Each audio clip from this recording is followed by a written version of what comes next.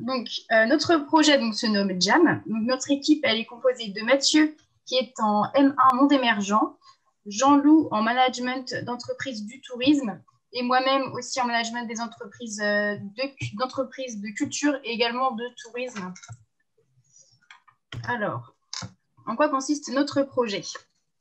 C'est une application d'offres de voyage qui s'adresse à une communauté de membres qui est constituée d'hôtes et de voyageurs. Donc, les hôtes, ce sont les personnes qui publieront et offriront des hébergements et des activités. Donc, ces personnes seront des particuliers ou des producteurs locaux qui fixeront leurs tarifs sur l'application. Et on aura les voyageurs qui rechercheront, réserveront et utiliseront les services sur l'application. Donc, la problématique, tout d'abord, on en a deux principales. Donc, on a constaté un manque d'échange entre les touristes et les locaux et une certaine exclusion géographique de certaines personnes et un manque de visibilité des acteurs locaux à cause des grandes entreprises. Donc, on a constaté ça après des expériences personnelles.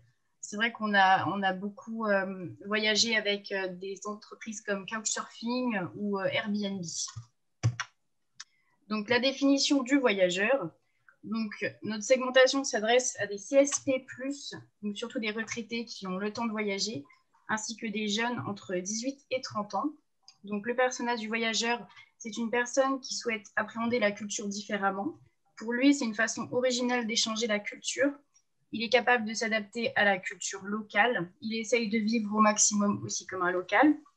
Donc, il n'est pas intrusif dans la vie de l'hôte. Et il souhaite partager sa culture et ses connaissances avec un local. Alors, maintenant, on passe à l'hôte. Donc, c'est une personne qui aime promouvoir sa vision du voyage et il aime partager ses expériences auprès de passionnés comme lui. Donc, c'est vraiment quelque chose de donnant-donnant. Il apprécie partager sa culture dans une optique d'enrichissement, donc c'est à double sens. Et si cet hôte est producteur, ça lui apporte un avantage supplémentaire de notoriété. Donc, voici la maquette de notre application. Donc, c'est le visuel du voyageur quand il va sur son téléphone. Donc, il choisit en premier temps l'activité qui peut être aussi bien culturelle que sportive ou agricole, par exemple. Donc, il choisit l'activité au lieu de la destination. Donc, ça, c'est un peu ce qui nous distingue de la concurrence. Donc, ça apparaît aussi dans notre slogan. Donc, une rencontre, une destination. Les autres sont répertoriés donc, par distance. C'est au voyageur d'entrer une distance minimale et maximale, et ainsi qu'une fourchette tarifaire. Comme ça, les voyageurs sont conscients de leur bilan carbone. Les autres sont géolocalisés avec des descriptions des profils, de leur logement et des divertissements qu'ils ont prévus pour les voyageurs. Et il faut cliquer sur les slides pour avoir plus d'infos. Donc, nous réaliserons sur l'application une vidéo tuto avec des conseils pour aider les autres à s'auto-promouvoir. Et on comptera bien sûr créer un cahier des charges pour garantir la qualité des prestations. Donc, les entreprises que je citais tout à l'heure, on les connaît bien, puisqu'on a pu voyager avec eux. Et ce qui nous différencie d'eux, c'est que nous proposons un séjour combiné. Par exemple, Couchsurfing, on ne loge juste chez l'habitant. Airbnb, on n'a même pas affaire aux propriétaires, on ne le croise jamais. Donc, nous, c'est vraiment le but que l'hôte passe le séjour entier avec le touriste et qu'il fait vraiment un échange d'expériences et des cultures. Donc, pendant ce séjour, ils pourront même tisser des liens et ça permettra à l'hôte également de mieux connaître les besoins de son client. Donc, voici nos moyens de communication principaux, donc les réseaux sociaux et les locaux. Voici, donc grâce à Jam, vous deviendrez plus riche et vous vivrez plusieurs vies. Merci pour votre écoute et j'espère que notre projet vous a plu. N'hésitez pas à me poser des questions. Qu'est-ce que ça veut dire Jam? Alors, ça ne veut rien dire de spécial. C'est les initiales de nos prénoms. D'accord. Et on trouvait que ça faisait court et que c'était simple à retenir et que ça faisait un peu moderne. Ok. Moi, je pense que Oui, vous ne connaissez pas bien les autres Accueil Paysan et Airbnb. Aujourd'hui, Airbnb propose sur sa plateforme de vivre des expériences avec l'hôte. C'est une possibilité. Et Accueil Paysan, c'est aussi ça, c'est l'hébergement et souvent des expériences à vivre dans l'hébergement ou autour de l'hébergement. Donc, ce qui vous différencie, selon moi, c'est plus le fait d'avoir une entrée par activité plutôt qu'une entrée par destination. Mais oui, comme je le précisais, Airbnb il propose en effet des activités, sauf que ça ne se passe pas avec le même hôte. Donc, en effet, ils changent de personnes pendant leur séjour. Donc, ils n'ont pas déjà de contact humain avec le propriétaire du Airbnb, ne serait-ce que pendant la remise des clés. Et ensuite, l'activité, ils doivent la sélectionner, la choisir eux-mêmes, donc créer leur séjour eux-mêmes et avec des personnes différentes. Donc, il n'y a pas ce même contact humain constant pendant tout le séjour. Et le modèle économique, comment il se rémunère l'hôte? Alors, donc c'est l'hôte qui fixera son prix. Nous, on pourra leur proposer un prix moyen et ils pourront adapter le prix selon le standing de leur logement. Et nous, on retiendra une commission de 10% sur le logement. Donc, c'est vrai que ça crée un avantage pour l'hôte. Que sur le logement, vous retiendrez 10%? Sur la réservation totale. Ouais, c'est ça.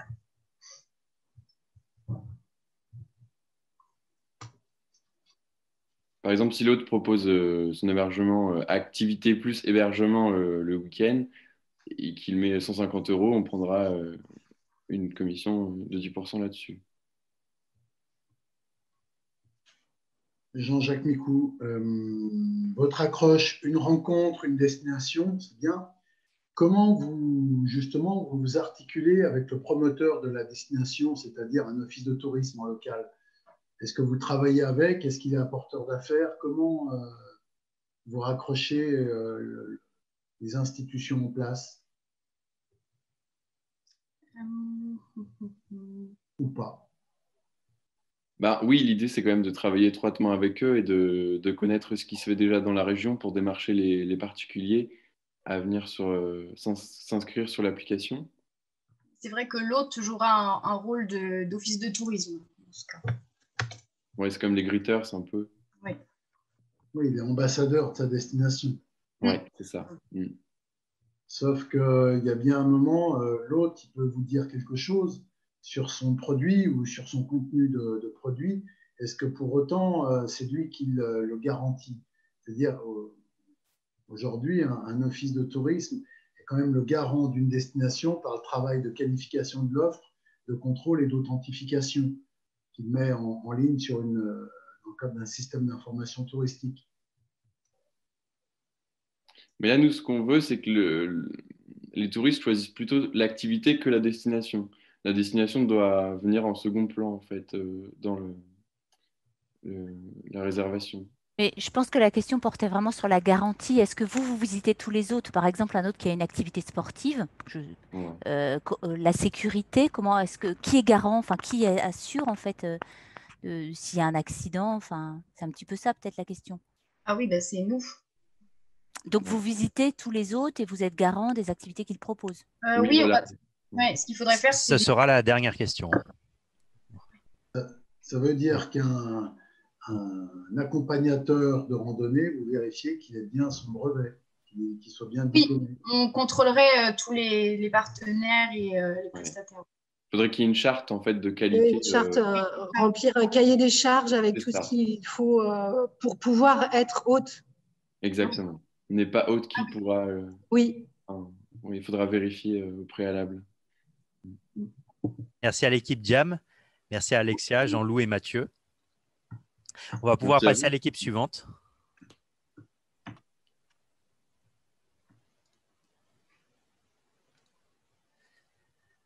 Donc, je vais demander à l'équipe 10 de se préparer. Donc, l'équipe 10, cyclo-event, vélo à plusieurs, convivial avec dégustation locale et découverte des lieux stratégiques de la ville, sensibilisant à l'écotourisme.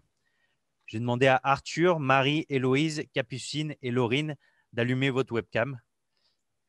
Bonjour. Oui, bonjour.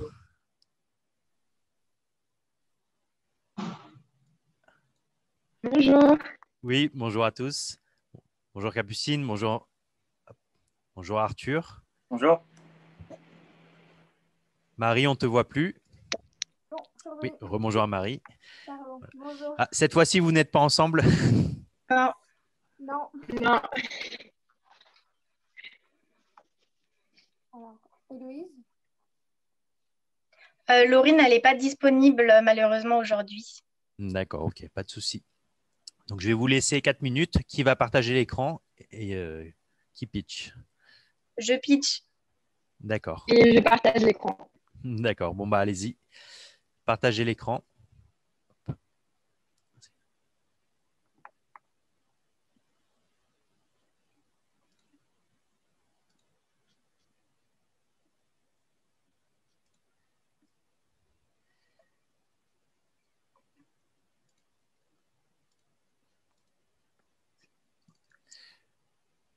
Est-ce que vous y arrivez? Je ne sais pas si ça a marché. Oui. Là, on ne voit pas ton écran. Donc, si tu peux appuyer sur le bouton écran partagé dans ces cas-là.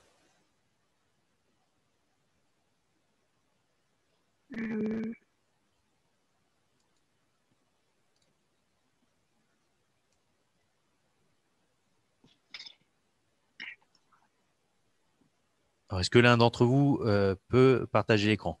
Une autre personne peut-être, si tu n'y arrives pas.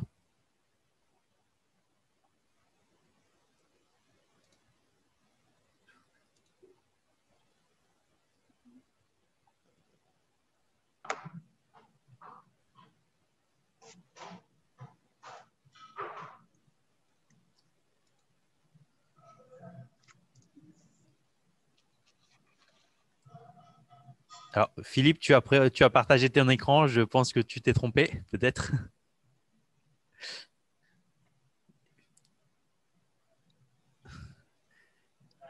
Tu voulais tester, peut-être, Philippe. Tu voulais les aider. Est-ce que vous y arrivez? Marie-Héloïse? Moi, je suis sur téléphone, du coup, je ne vais pas pouvoir. D'accord. Je crois que c'est bon. Oui, Ouais. c'est bon. Ok, bon, bah, vas-y, Capucine, dans ce cas-là.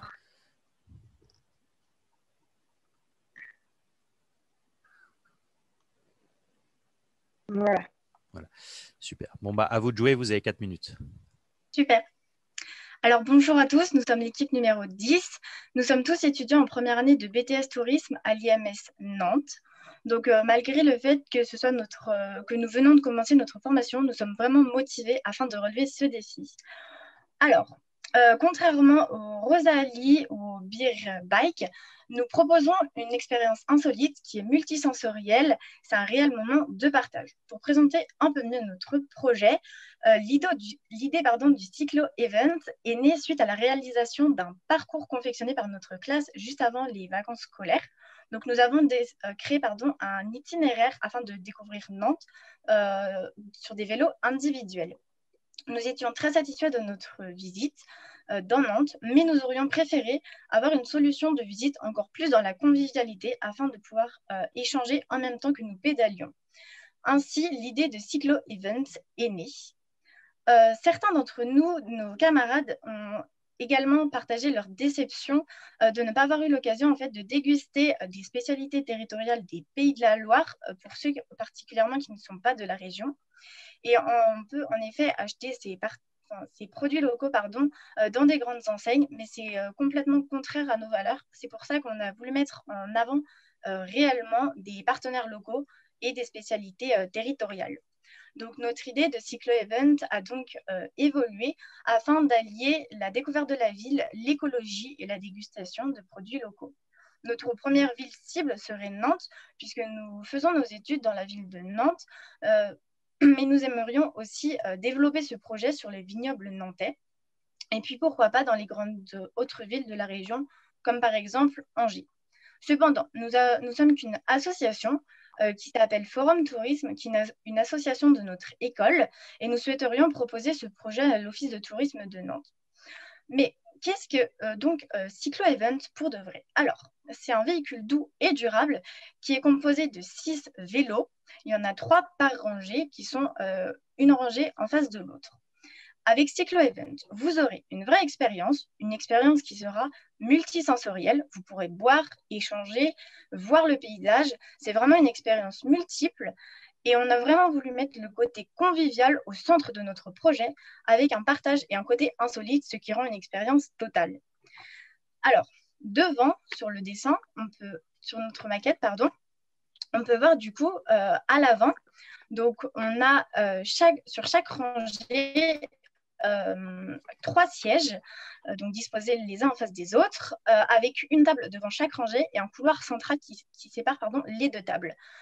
Alors, le couloir est utilisé par le guide touristique qui fait une présentation devant chaque lieu incontournable lors de notre visite à Nantes. Et il va proposer, lors de ces moments de présentation, une dégustation des produits locaux. Alors, pour décrire un peu plus notre véhicule, donc on peut voir qu'il a un faux plafond. Et donc, devant, nous pouvons mettre le nom de notre projet, donc Cyclo-Event avec un grand T. Et sur les côtés latéraux, on pourra disposer des publicités de nos différents partenaires qui nous donnent qui partagent avec nous les produits locaux. Et à l'avant du véhicule, on peut voir le gros logo de notre projet. C'est en effet pour cacher tout le mécanisme du véhicule. C'est plus pour des questions esthétiques. Pour ce qui est du guide touristique, il a son volant, puisque c'est lui qui va tout manœuvrer, à l'avant du véhicule, donc derrière le gros logo.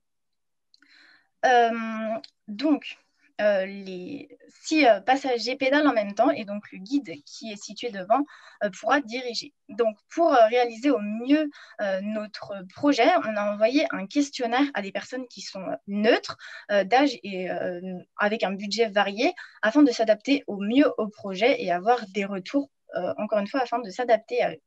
Donc, notre projet, il répond au problème de solution qui était le problème principal de notre projet, puisqu'on présente un véhicule qui est durable et on va aussi contrer les valeurs éthiques, on va mettre en valeur nos valeurs éthiques qui sont de contrer les grandes enseignes, justement en mettant en valeur des produits locaux vraiment emblématiques de notre région. Et on se différencie des concurrents indirects comme les Rosalie, le Petit Train de Nantes ou les Biclous, puisque c'est vraiment une solution innovante qui allie la découverte et la dégustation des spécialités locales qui sont emblématiques. C'est une vraie expérience de partage qui peut être réalisée autant par un guide touristique que par un gritteur pour un côté encore plus insolite. Merci Héloïse. Merci aussi. Merci aussi à ton équipe. Donc, merci à l'équipe Cyclo-Event. On va pouvoir passer aux questions. Est-ce que le jury a des questions? Qu'ils ont été voir combien ça pouvait coûter un vélo comme ça et où est-ce qu'il circulerait sur la route, sur les trottoirs, sur les voies vélos? Ça me semble assez large. Alors, nous avons fait des recherches et on a trouvé que ça pouvait coûter entre 9 000 et 10 000 euros, voire parfois 13 000 euros. On en a trouvé un à 13 000 euros, mais en général, c'est plus auprès des 10 000 euros. Et oui, c'est possible de circuler sur la route parce que en fait, les dimensions, elles sont de 4,50 m de longueur pour les plus petits, jusqu'à 6 mètres, donc la longueur d'une voiture basique. Ensuite, en ce qui concerne la largeur du coup de notre véhicule, il est aussi large que des voitures normales. Merci. Et moi, j'ai une petite question sur la faisabilité, c'est-à-dire que les touristes vont pédaler et en même temps, ils vont manger et la personne ils vont déguster les spécialités locales et le guide touristique va parler en même temps. Est-ce que lui, il pédale? Est-ce qu'il ne pédale pas? J'ai un peu du mal à comprendre en fait la faisabilité sur la route. D'accord. Alors en fait, je sais pas, vous voulez expliquer les autres ou... Moi, je veux bien tenter. Vas-y. Alors du coup, les 6 participants, c'est eux qui pédalent. Le guide touristique, lui, du coup, il est à l'avant, il dirige le véhicule, mais lui ne pédale pas. Et en fait, il fait une présentation et une dégustation en marais devant les lieux incontournables de Nantes. C'est vraiment pendant l'arrêt qu'il y a des dégustations et la présentation plus détaillée des lieux incontournables en fait. D'accord. Et donc les produits locaux, c'est ceux que vous avez présentés juste avant. Alors Cointreau, c'est un peu plus Angers, mais les autres produits? C'est vraiment des spécialités sur tous les pays de la Loire. C'est pas centré que sur Nantes. D'accord. Et ça veut dire, par rapport à ce véhicule, il existe déjà si vous avez trouvé autant d'infos financières? En fait, le principe existe déjà en tant que beer bike. Mais plus dans les pays étrangers, j'en ai vu quelques-uns dans les pays étrangers. C'est principalement tourné autour de la bière. Nous, c'est pas du tout ça.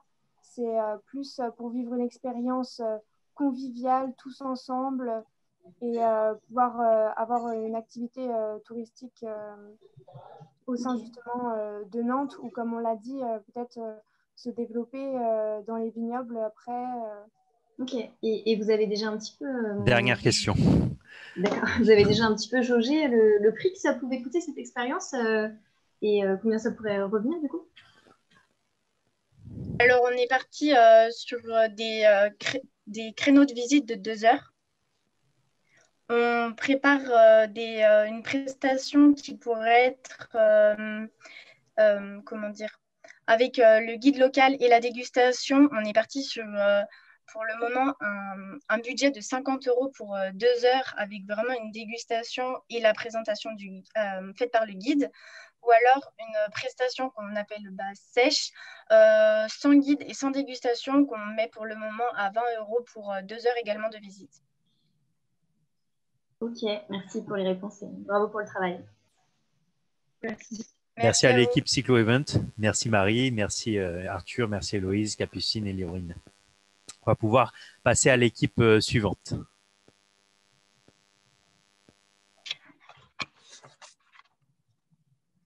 Donc, je vais demander à l'équipe 13 de se préparer. Donc, équipe 13, application éco-responsable, application qui propose une carte qui recense les moyens écologiques de se déplacer, de visiter et de consommer. Je vais demander à Nolwenn, Émilie et Alexandre de venir. Bonjour. Oui, bonjour Nolwenn. Alors, rebonjour. Est-ce que Émilie et Alexandre sont là en visio? Oui. Oui, super. Ok, nickel. Bon, bah, on vous voit bien. Est-ce que vous pouvez partager votre écran? Ouais.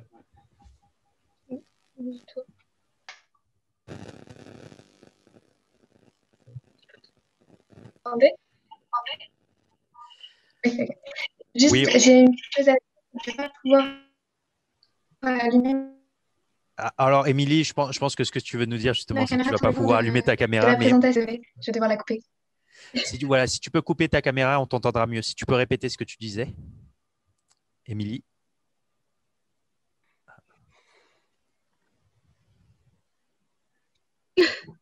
Ok. Est-ce que vous pouvez partager votre écran? J'essaye. Alors, quand je vais dans partager l'écran. C'est ça. Et tu choisis l'écran que tu souhaites partager. C'est bon, je crois. Alors, pour enlever l'écho, c'est simple. Vous coupez le micro d'un des deux PC. Parce que là, vous êtes sur deux PC, l'un à côté de l'autre en même temps. Coupez le micro d'un des deux PC. Normalement, c'est bon, non? Voilà. Ouais, c'est bon maintenant. Super, Alex.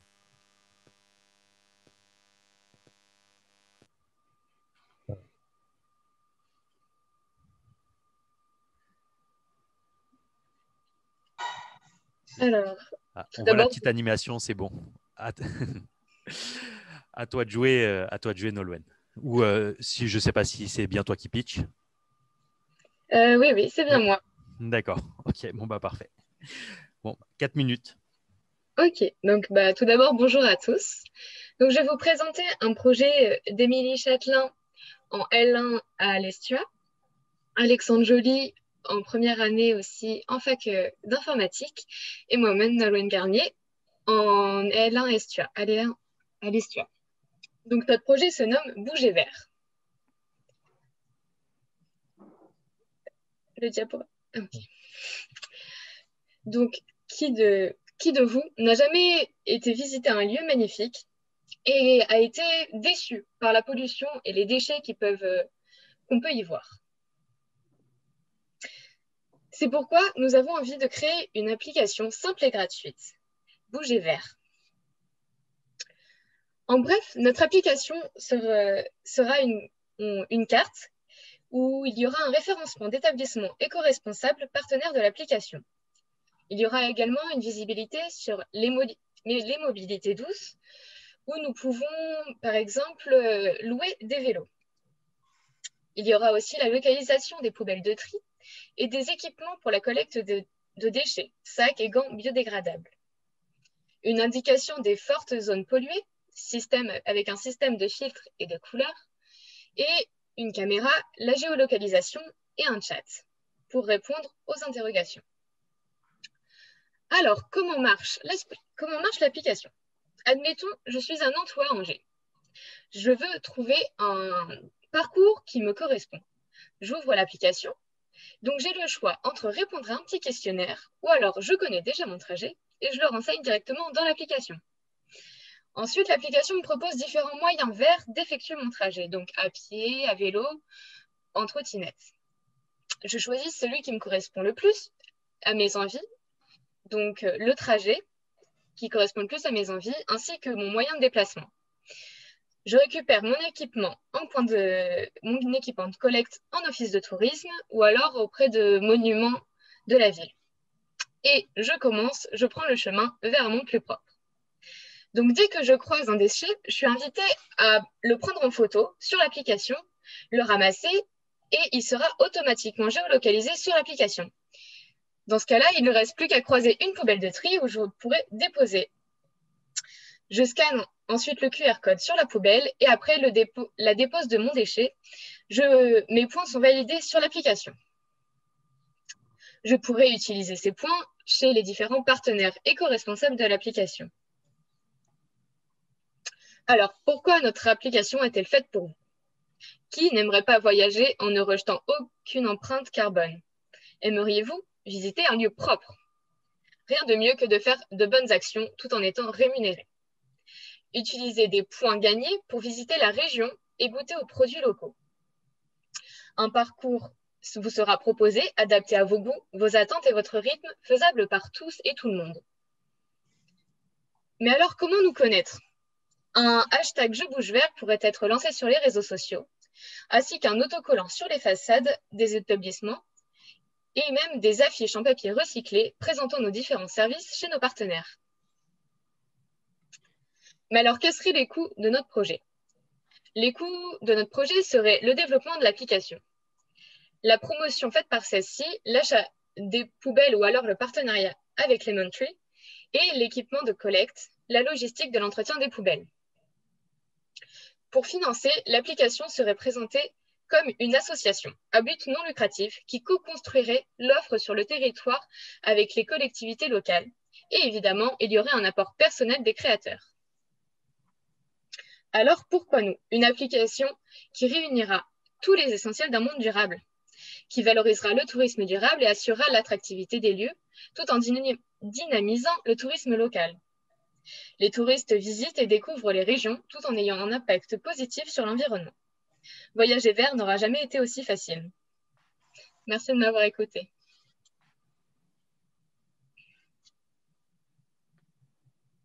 Merci Nolwenn, merci aussi Émilie et Alexandre. Donc merci l'équipe. On va pouvoir passer aux questions-réponses. Ce que je propose aussi, Émilie, c'est que tu puisses aussi répondre aux questions sans forcément allumer ta webcam puisque tu n'as pas beaucoup de réseau, mais que tu puisses répondre aux questions si le jury a des questions. Donc le jury, est-ce que vous avez des questions? Moi, j'en ai une. Les points qui sont collectés par les gens qui ramassent des déchets, donc ils vont rapporter des choses, si je comprends bien, ces gens-là, ils vont pouvoir avoir des choses dans des magasins ou des partenaires. Et c'est qui finance ce qui est donné par les partenaires? Est-ce que c'est bénévole? Est-ce que c'est gratuit? Est-ce que tout est gratuit? À moins qu'Émilie comprenne. J'ai pas trop compris la question, excusez-moi, ça a bugué entre-temps. vous dites que les gens qui vont ramasser des déchets, ils vont avoir des points et ils vont échanger ces points contre des services ou des choses chez des magasins partenaires ou d'autres endroits. C'est ça. Mais du coup, les magasins partenaires qui vont offrir ces choses, ils vont être rémunérés à un moment donné Alors, Allô, Émilie? Oui, alors en fait, c'est pour répondre à votre question, c'est qu'on aura des entreprises éco-responsables partenaires avec l'application qui apparaîtra sur l'application. Et du coup, c'est un partenariat avec l'application. Ça veut dire qu'elles vont nous proposer des réductions qu'on va pouvoir proposer, nous, aux utilisateurs via leur collecte de tri. D'accord, c'est plus des réductions du coup. Oui, c'est ça. Ouais, ok. Petite question sur les points. Est-ce que la grille d'équivalence de points se fait par rapport au poids des déchets ramenés ou à leur typologie? Comment vous organisez la typologie? Ça sera en fonction du poids ramené. Et pardon, excusez-moi, oui, donc du poids ramené en fait. Donc en fonction du poids, les gens seront rémunérés en points. En fait, vous allez devoir répartir dans toute la ville que vous avez ciblée des poubelles dans lesquelles chacun des citoyens vont mettre des déchets, c'est ça? C'est ça. Et oui, comment vous allez faire pour quantifier, pour évaluer le poids? Alors, justement, en parlant des poubelles Lemon Tree, excusez-moi, je ne sais pas ce qui se passe, il y a un écho. Donc, en parlant des poubelles Lemon Tree, c'est déjà un principe qui existe. Il y a... en gros, on dépose un certain... Là, je l'ai principalement vu avec des bouteilles. On dépose un certain nombre de bouteilles et on nous sort un bon d'achat en fonction du nombre de bouteilles qu'on a ramenées. Ça, c'est le principe de la consigne vert. C'est ça. Donc, merci à l'équipe. Merci à Application Éco-Responsable. Merci à Nolwenn, Émilie et Alexandre. On va pouvoir passer à l'équipe suivante.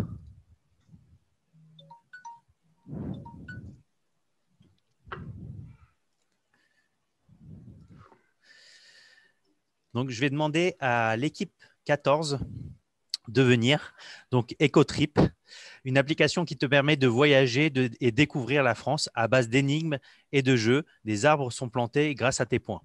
Je vais demander à Louis, Diane, Louis et Clément de venir. Oui, bonjour. Bonjour. Bonjour, rebonjour. Donc, si vous pouvez partager votre écran.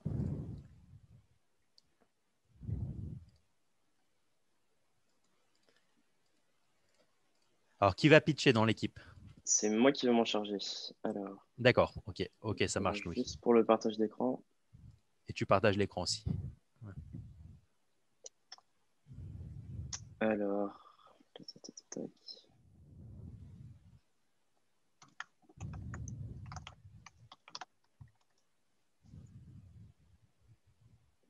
Alors, je le répète, préparez bien vos documents avant de faire les partages d'écran pour les équipes aussi suivantes. Ouvrez bien les documents avant de passer en pitch. Comme ça, vous l'aurez déjà ouvert. Alors, je ne sais pas si vous arrivez tous à voir mon écran. On voit bien ton écran. Super. Si. Ok, super. À toi de jouer. Ok. Alors, bonjour à tous. Avec mon équipe de projet, on s'est posé une question au départ. En fait, en tant qu'étudiant à Angers, on s'est dit que les étudiants n'étaient pas forcément très impliqués dans le tourisme. Donc, du coup, on voulait remédier à ce problème-là. On a pensé du coup au projet EcoTrip. Alors, hop, ok. Donc, qu'est-ce qu'est EcoTrip? C'est une application qui serait gratuite et qui proposerait deux services majoritaires. Donc, premièrement, des offres, en fait, des réductions pour les étudiants qui les amèneraient du coup à aller dans des lieux différents. D'une autre manière, ces lieux, en fait, ils apporteront des jeux, des systèmes d'énigmes, en fait, qui vont permettre aussi aux étudiants de parcourir la ville et donc de découvrir des nouveaux lieux tout en ayant accès à des offres et également des récompenses s'ils parviennent à résoudre en fait ces énigmes. Donc, cette application mettrait en place des offres, des réductions, aussi des récompenses, mais à la fin, le but de l'application permettrait aussi de pouvoir planter des arbres, en fait, avoir une bonne impact écologique au final. Donc, pourquoi cette application? Puisque cette application, justement, elle permettrait en fait de valoriser les endroits insolites. Je dirais faire la lumière en fait sur des endroits qui sont pas forcément trop connus comparé à d'autres grands monuments, comme par exemple à Angers, le château d'Angers. Il y a plein d'autres lieux qui sont vraiment intéressants à visiter. D'autre part, pour les étudiants, c'est super intéressant puisque on n'a pas forcément en tant qu'étudiant un gros budget. Donc du coup, on aurait des moindres coûts pour visiter, pour également avoir des offres dans différents commerces en fonction des partenariats qu'on aurait fait. Ensuite, on a aussi la possibilité de gagner des récompenses tout en s'amusant en fait. Donc ça peut être un moyen aussi, un moyen de s'amuser entre guillemets en visitant la ville où on est en train de faire ses études. De plus, ça peut favoriser aussi les rencontres, puisque en tant qu'étudiant, on connaît pas forcément de monde en fait quand on se met à se déplacer dans d'autres villes que chez soi. Et donc, du coup, le fait d'avoir des énigmes, ça permet de faire des échanges et donc de pouvoir rencontrer de nouvelles personnes. De plus, la politique de l'application mettrait en avant les éco-déplacements. Donc, avec notre application, on permettrait d'avancer en fait les moyens de locomotion verts, comme les trottinettes, les vélos, ou bien l'utilité du tram comme à Angers, par exemple. De plus, donc, pour résumer tout ça, cette application, en fait, elle permettrait de faire gagner de l'argent aux étudiants, de aussi gagner de l'argent aux lieux visités, du moins ceux qui sont moins mis en avant, et tout en ayant un bon impact pour le tourisme, donc en montrant de nouveaux lieux. Donc ici, vous voyez une maquette de notre application. Donc on a essayé de faire une application simple d'utilisation avec, comme vous pouvez voir sur la troisième image en partant de la gauche, donc les lieux, le tri partenaire et les points.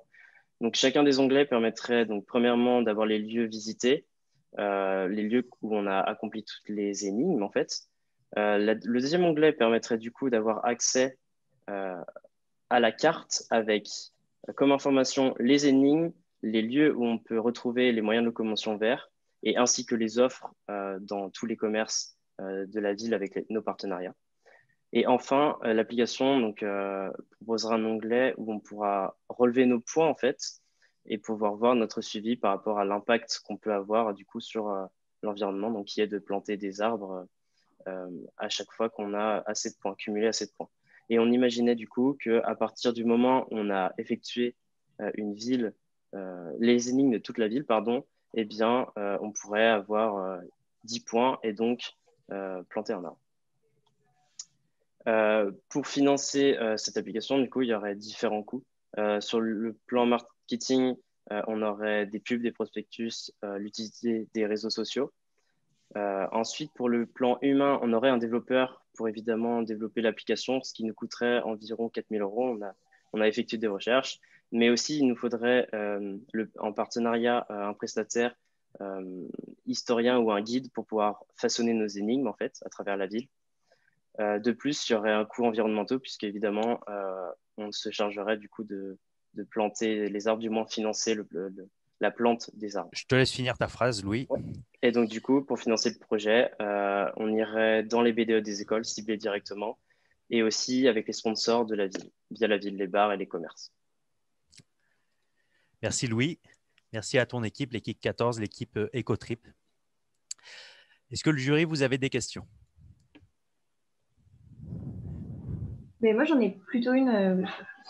Ce projet me parle, puisque je suis quand même un petit peu aussi dans cette activité. Et du coup, je trouve ça vraiment sympa. Mais par contre, comment après, OK, créer l'appli et tout ça, créer toutes les équipes, mais après, comment vous vivez sur le long terme Est-ce qu'il y a un Alors, moyen de rentrée d'argent?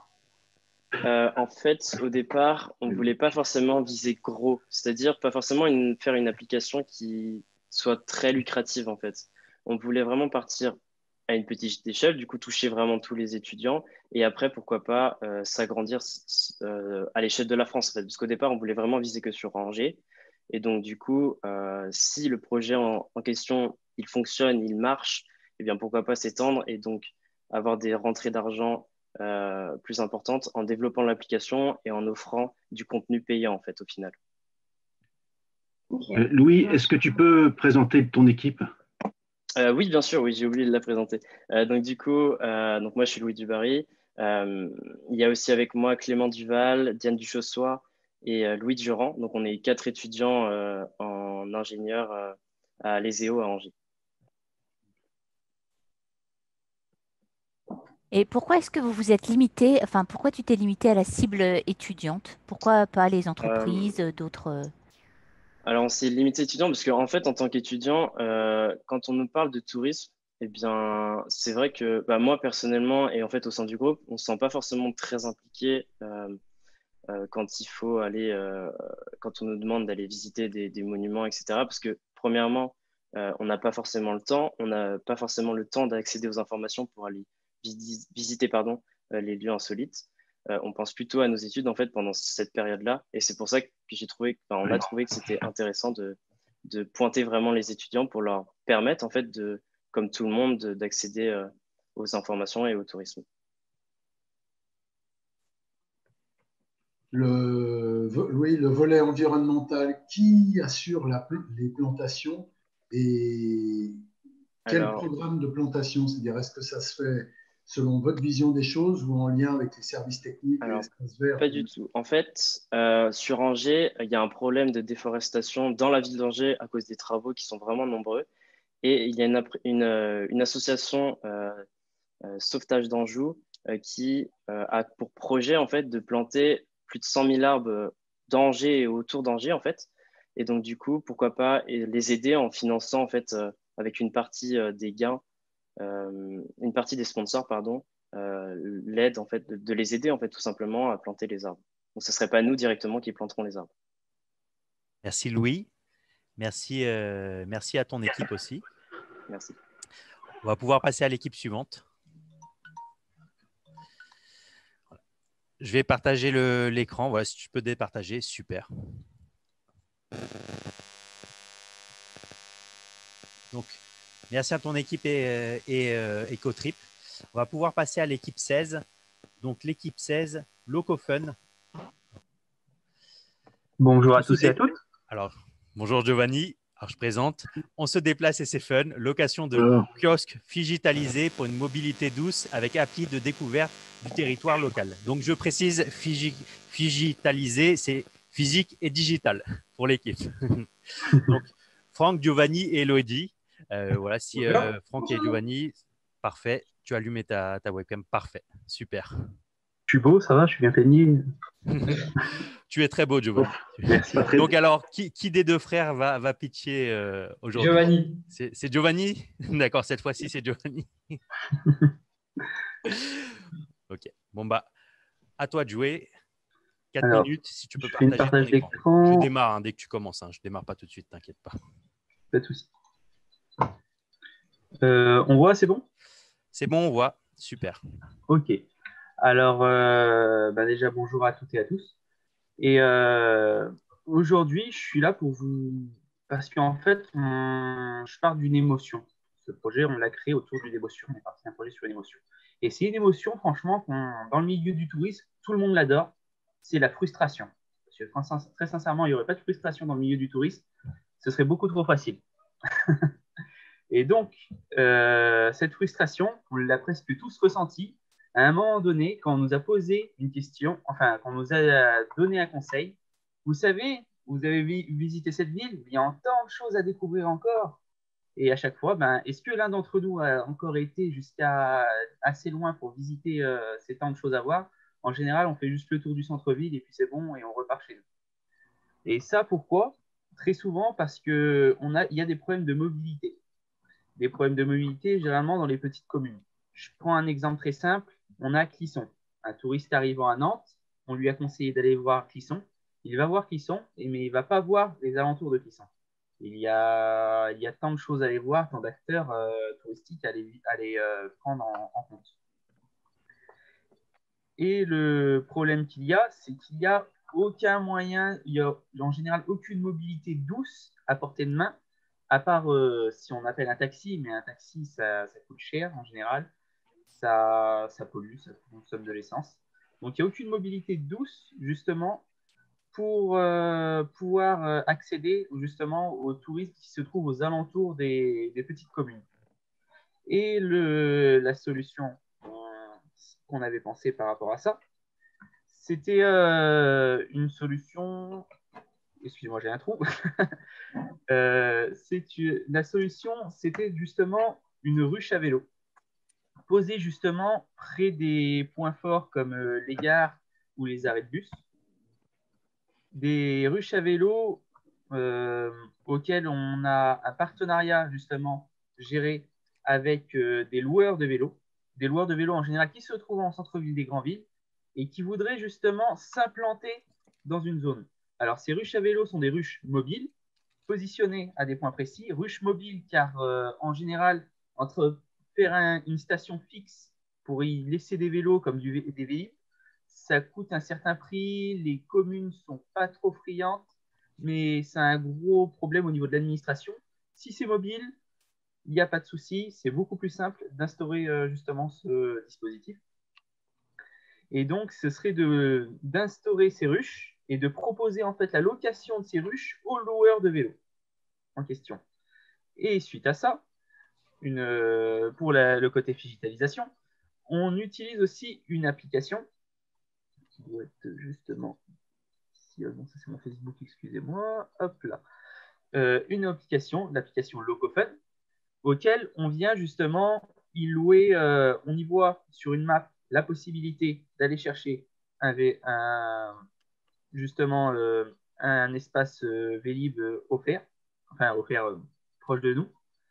Et on a la possibilité des réservations justement auxquelles on fait sa réservation, on reçoit un code. Mais après tout ça, on a loué notre vélo, où est-ce qu'on va? C'est ça la question. Et donc, on référence les sites touristes, je ne me rappelle plus du nom, les agences touristiques des alentours qui proposent justement les visites et peut justement cibler, ramener les personnes qui ont ces vélos vers les sites touristiques.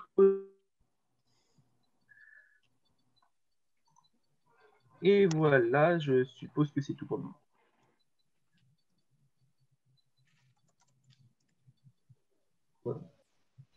Non. Merci. Merci Giovanni. Le jury, est-ce que vous avez des questions? Ouais, on n'a pas bien compris comment il y avait comment il y avait un lien entre la location de vélo dans une ruche mobile et le lien avec les offices de tourisme. Alors, la ruche de vélo, on a la possibilité en fait de se déplacer aux alentours, mais une fois qu'on veut se déplacer aux alentours, on ne sait pas encore qu'est-ce qu'il faut, où est-ce qu'on doit aller, qu'est-ce qu'on a à faire. Et la possibilité en fait d'avoir accès au catalogue des offices de tourisme sur le site nous permet justement de savoir où aller. Donc, on a un référencement comme ça de l'application déjà qu'on prend pour payer justement sa location. On a déjà justement les destinations affichées avec. Je crois que Franck, tu voulais ajouter quelque chose aussi. Non, c'est bon, ne vous inquiétez pas. Une autre question. Est-ce qu'on peut résumer ou dire qu'il s'agit finalement d'une station mobile et d'une conciergerie mobile quelque part? C'est une conciergerie mobile, oui.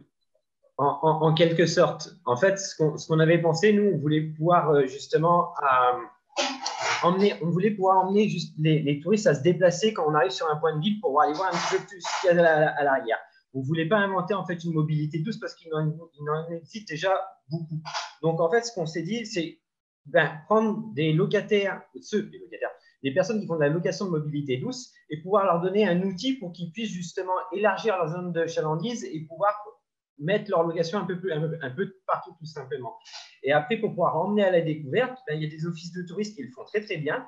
Et ben, ça a été de pouvoir référencer, en fait, pouvoir ramener en fait, de cette application mobile qui sera digitalisée, pouvoir les renvoyer en fait, sur le site de l'office de tourisme.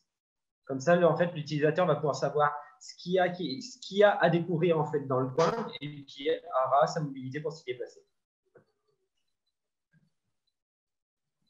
Et alors, vous l'avez peut-être dit, mais où est-ce que vous installeriez les ruches par exemple? Alors, près des zones, on va dire, où les touristes arrivent en général quand ils n'ont pas de voiture, c'est-à-dire près des gares et des abribus. Généralement, quand on est dans une grande ville et qu'on veut découvrir une ville, on arrive en train ou en bus. Ok. Giovanni, tu peux présenter l'équipe?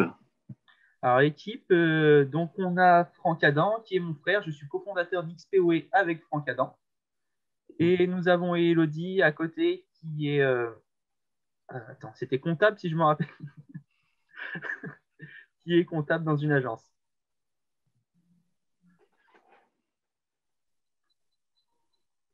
Merci. Une dernière question. Il reste encore 40 secondes. Peut-être que tu veux présenter XPayWay ou si le jury a une question. Alors, pas de question. Donc, XPayWay, pour faire court, c'est beaucoup de personnes ici, je pense que connaissent déjà. Mais c'est une entreprise, on va dire, d'expérience numérique qui en fait cherche à... J'ai un peu de mal de passer d'un projet à l'autre. Une expérience... Franck, tu peux m'aider? J'ai un trou. C'est en fait la possibilité de créer des expériences avec le numérique. On a déjà commencé par exemple avec la possibilité de visite guidée par drone, auquel on peut justement accéder à des points inaccessibles via un drone avec des vues en direct sur site touristique.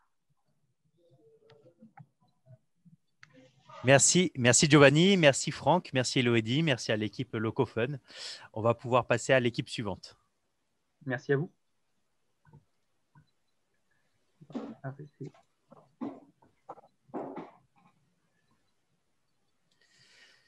Donc, je vais appeler l'équipe Rando Cabane. Donc, s'appuyer sur des circuits de sport et de tourisme près de vous pour découvrir votre région et rencontrer des producteurs locaux. Donc, l'équipe, c'est Romain, Outra et Franck. Voilà. Si Romain et Outra, vous pouvez mettre votre caméra, en tout cas. Oui. Super. Franck, je sais que tu as des problèmes un peu de connexion pour la caméra, mais voilà. Franck est avec nous par micro. Donc, bonjour à tous déjà. Bonjour Romain. Donc, partagez votre écran. Super. On le voit bien. Donc, je vais commencer par présenter notre petite équipe. Nous avons Outra en M1 à l'Estua, en événementiel, et Franck, gérant du Wine Tour à Nantes. Et moi, je suis du coup Romain à l'ESEO, en première année d'ingénieur. Donc, je vais commencer mon petit speech par une question que je vous adresse à tous. C'est: est-ce que vous avez déjà randonné en montagne et dormi dans un refuge? Oui. Alors moi, non. Personnellement, non. Ok. Donc, je vois que certains ont déjà fait cette expérience. Et sachez que certains de nos clients qui on s'est adressé ont déjà fait cette expérience aussi. Et ils l'ont beaucoup apprécié. Notre projet, en réalité, c'est de retrouver cet esprit convivial et cet esprit un peu qui nous permet de faire une pause à la montagne, à la campagne. Avec la problématique suivante: trouver des activités complémentaires à l'existant afin de toucher une nouvelle clientèle de proximité. Alors, on est parti du constat qu'il y a énormément de chemins en France, que ce soit pour le vélo, pour le VTT ou pour le canoë. Et notre projet, c'est d'implémenter des cabanes à 5 endroits différents dans le vignoble à proximité des circuits de randonnée, de VTT, etc. L'objectif, c'est de favoriser l'itinérance de cabane à cabane avec des services associés. Par exemple, un livret contenant une chasse au trésor et une description sur la faune, la flore et le patrimoine.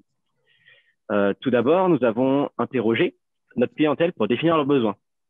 Un client d'une association sportive est intéressé par la notion de cabane et de bivouac plutôt, tandis qu'un potentiel client avec un profil d'expert comptable est intéressé par le côté ludique de l'activité et son côté familial. De manière générale, cette activité permet aux enfants de rester occupés et aux parents de profiter de leur balade tranquillement. Nous avons aussi contacté un professeur qui est plus touché par le côté découverte de patrimoine, du monde de la vigne et du vin nantais. Le besoin de se mettre au vert s'est fait ressentir parmi tous, d'où notre choix lié à la randonnée multimodale, pédestre, vélo, canoë et équestre, l'hébergement nature via les cabanes et la rencontre d'un territoire et de ses acteurs. On va prendre quelques exemples, parce que c'est vrai que c'est un peu flou tout ça. Imaginons que la famille de notre comptable teste notre projet. Qu'est-ce que ça donnera en pratique? Alors tout d'abord, ils se rendent auprès de Franck qui leur présente le circuit, leur donne le livret pour la balade. Ensuite, ils partent en balade. Le côté ludique de la chasse au trésor permet aux enfants de s'amuser et de s'occuper, tandis que les parents pourront découvrir le patrimoine. En arrivant à la première cabane, la famille découvre la récompense du vin pour les adultes et des biscuits pour les enfants, avec la carte des producteurs et leur biographie. La cabane étant sur la propriété d'un vigneron, la famille peut se rendre chez ce vigneron qui leur présentera son activité. Puis finalement, la famille pourra acheter une dégustation et passer une bonne journée. Et une fois qu'ils rentreront chez eux, ils auront l'adresse d'un vigneron. Un autre client que nous n'avons pas évoqué, c'est une personne de l'Institut des Thébaudières. L'Institut des Thébaudières, c'est un institut qui prend en charge les personnes non-voyantes. Donc, ces personnes non-voyantes partent en balade en tandem avec une personne voyante. Et pendant la balade, le livret permet à la personne non-voyante de décrire, de décrire le patrimoine du lieu et on pourrait aussi mettre à disposition une version audio. Puis le soir, ils pourront dormir dans une des cabanes que nous avons présentées. La rentabilité, comment elle est assurée? Elle est assurée par les clients que j'ai cités, par la vente des nuitées, par les services associés et par exemple par le guidage. On peut mettre un coup sur le guidage pour si quelqu'un veut découvrir le lieu avec un guide. En plus, elle est aussi assurée par le fait que ce projet, c'est un complément d'une activité qui est déjà existante dans certaines entreprises. On propose à certaines entreprises de prendre cette activité pour enrichir leur activité. Vous voulez essayer notre offre? Un petit moment nature, découverte de patrimoine, découverte de producteurs locaux? Vous seriez notre prochain client? Ben, nous vous attendrons. Merci de votre écoute. Merci Romain. Merci à ton équipe, merci à Outra et Franck aussi. Donc, est-ce que vous, le jury, vous avez des questions pour Rando Cabane? Alors oui, moi j'en aurais plusieurs en fait. Donc combien coûte une cabane? Quelle est sa taille? Alors le coût de construction de la cabane, Ouais. quelle est sa taille? Combien on peut accepter de personnes dedans? Et qu'est-ce qu'on peut faire dans cette cabane à part y dormir? Alors, bonjour à tous. Juste en complément de cette question, le visuel que vous avez utilisé fait furieusement penser aux cabanes de Hello Cabane. Exactement. Vous m'entendez bien? Parce que j'ai eu pas mal de problèmes techniques. Donc, ça s'appuie sur le réseau, sur les cabanes de Hello Cabane. L'idée, c'est d'investir sur ces cabanes qui, donc en termes de coûts, tout compris, toilettes sèches à proximité, plus une douche, un système mobile, il faut compter entre 8 000 et 9 000 euros hors taxes par cabane. Capacité 3 voire 4 personnes dans certaines configurations maintenant. Et puis, je ne sais pas si j'ai répondu à tout.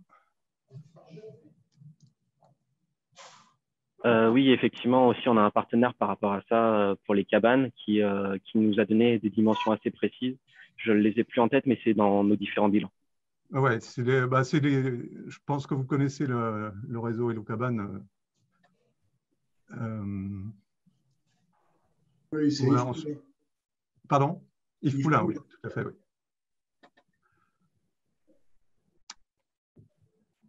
Et combien coûterait la location d'une cabane?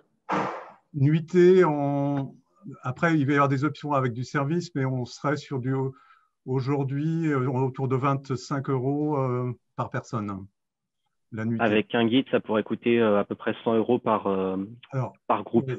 Attention Romain, ouais, l'accompagnement, l'idée c'est sur des gens qui partent en randonnée pendant 2 ou 3 jours, c'est de leur proposer une demi-journée, pourquoi pas, avec un guide d'une prestation onotouristique que je fais actuellement en véhicule.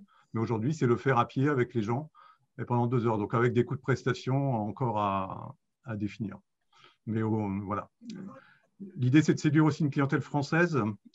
Jusqu'à maintenant, moi, j'étais sur une clientèle étrangère. Bon, l'année 2020, voilà, vous savez tous ce qui s'est passé.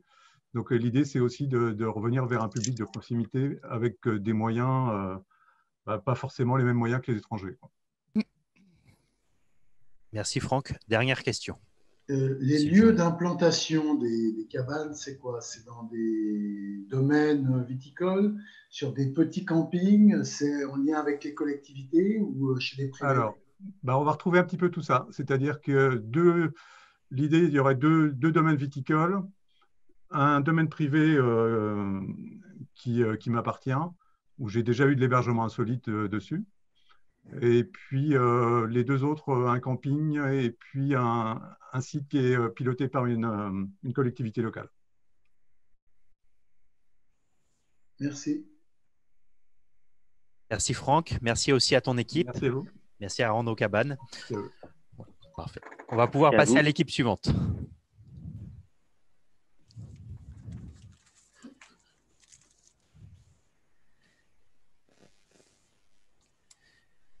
Donc, je vais appeler l'équipe 20.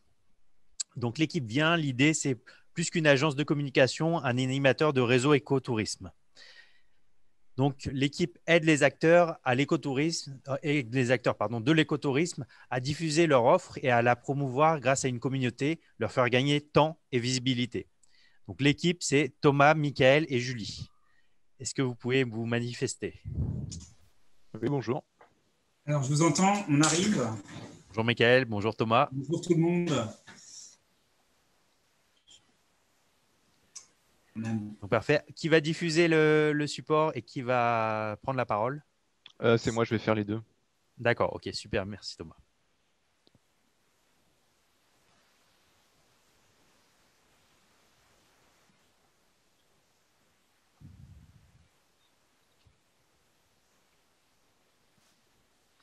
Alors, Thomas, est-ce que tu arrives à partager ton écran? Normalement, c'est bon, c'est partagé. Ok, alors, on le voit, c'est bon. Voilà, avec la petite animation, super. Ok, bon, à toi de jouer. Donc, bonjour à tous. Je vais vous présenter Res Écotourisme, l'agence événementielle des activités nature. Donc, je vais commencer par présenter l'équipe.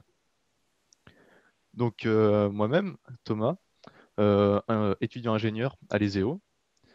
Ensuite, Julie, guide conférencière et marionnettiste. Et Michael, guide nature. Donc, Michael est un acteur de l'écotourisme. Et donc, il a exposé un problème auquel il faisait face. C'est que dès qu'il voulait créer une activité, il perdait une demi-journée pour enseigner son activité sur tous les agendas des sites de tourisme existants. C'est donc une grosse perte de temps et donc d'argent, surtout pour les personnes qui préfèrent se concentrer sur son activité. De plus, aucun site n'est vraiment axé sur l'écotourisme, ce qui pose problème pour les personnes souhaitant se focaliser sur ce point important dans leurs convictions.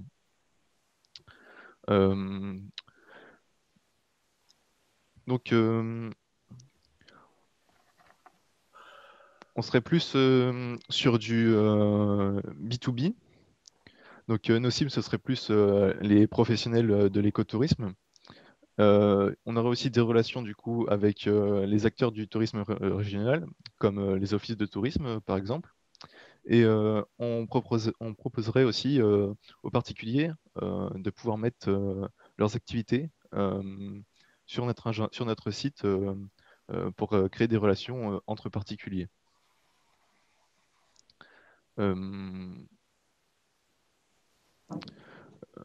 Pourquoi avez-vous besoin de nous? Donc, notre site permet de gagner du temps et en visibilité grâce à notre communication. En fait, nous renseignerons toutes les informations transmises par le professionnel sur tous les autres sites existants, donc de la région, par exemple l'Office de tourisme, et de s'occuper de la communication, comme par exemple dans la presse ou sur les réseaux sociaux. Ensuite, 76% des Français souhaitent que des solutions durables soient mises en place rapidement. Et donc, on a trouvé que l'écotourisme représentait seulement 2% du tourisme national. Et donc, il y a un grand développement possible.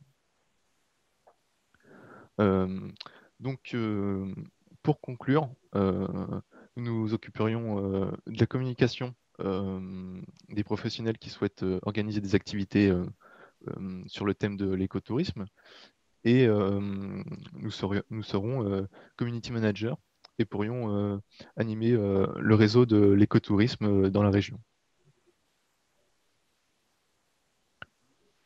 Merci de m'avoir écouté.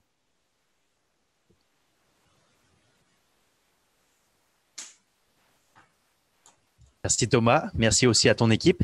Est-ce que le jury, vous avez des questions? Oui, moi j'en ai une. J'ai pas bien saisi, je crois que c'est au début de la présentation. Tu as parlé d'un lien avec les particuliers. Quelle serait la valeur ajoutée de cet aspect avec les particuliers? Donc, je vais bien prendre la parole si vous m'entendez. Ouais, ça passe. Oui, Mickaël, on t'entend. Ok, c'est cool. Donc, en fait, l'idée d'inclure des particuliers, c'est de mettre en fait sur notre site un peu d'interactivité. C'est-à-dire que donc il y a toutes les annonces pour les pros, tout ce qui est un peu l'existant actuel, de ce qu'on peut retrouver dans certaines, notamment destinations Angers, etc. Il y a des annonces d'écotourisme, mais ce n'est pas signalé en tant que tel. Mais nous, ce qu'on a voulu rajouter dans notre agenda, c'est, enfin, sur ce site, c'est en fait, en gros, un particulier qui dit pourrait très bien organiser une sortie nature, une cueillette aux champignons, par exemple. Une personne qui est toute seule voilà, chez elle et qui se dit tiens, je ferais bien une sortie cueillette champignons aujourd'hui, mais voilà, je suis tout seul. Les professionnels n'organisent pas cette sortie aujourd'hui. Voilà, je lance une petite annonce sur le site. Et donc, comme les particuliers vont chercher des événements à thématique écotouristique qui se passent près de chez eux, comme ça, ils verront aussi des particuliers qui ont des initiatives de sortie, de propositions de sortie. Ok, merci. Pour comprendre par rapport à ce que peuvent présenter les sites d'office de tourisme, on est directement dans une approche affinitaire et des pratiques affinitaires et non pas simplement une pratique liée à une destination. La valeur ajoutée, c'est d'être directement dans l'attente et dans la thématique de loisirs ou de vacances des Français. Je n'ai pas compris la question. En fait, la thématique, c'est l'écotourisme chez nous. Oui, non, mais j'essaye de comprendre la valeur ajoutée par rapport au site des offices de tourisme. Ah, voilà. En fait, nous, on va avoir une étiquette écotouriste plus. C'est directement une entrée affinitaire. Oui, on a une entrée affinitaire. Effectivement, on a une entrée affinitaire et nous, on ne propose pas de l'art, on ne propose pas d'activités sportives, sauf peut-être des activités comme le kayak qui sont un sport de nature, découverte nature. Voilà, on a plus cette étiquette-là. Et justement, vous parliez des offices de tourisme existants. Nous, le but, c'est aussi d'enrichir avec votre sélection, avec la sélection des offices de tourisme, venir piocher en fait dans notre base de données en fait les annonces que vous auriez besoin pour animer vos communes, etc. Vous trouvez que ça manque un peu d'animation écotouristique, voilà, nous on enrichit votre base de données. En fait, l'idée c'est aussi de travailler. À un moment donné, on n'a peut-être pas, je ne sais pas si Thomas t'en a parlé, je n'ai peut-être pas trop écouté sur justement le financement, mais nous l'idée c'est de. Je te laisse finir ta phrase, Mickaël. Ok, de faire un partenariat avec les offices de tourisme existants. Merci Mickaël, merci à ton équipe, merci à Thomas et Julie aussi. On va pouvoir passer à l'équipe suivante.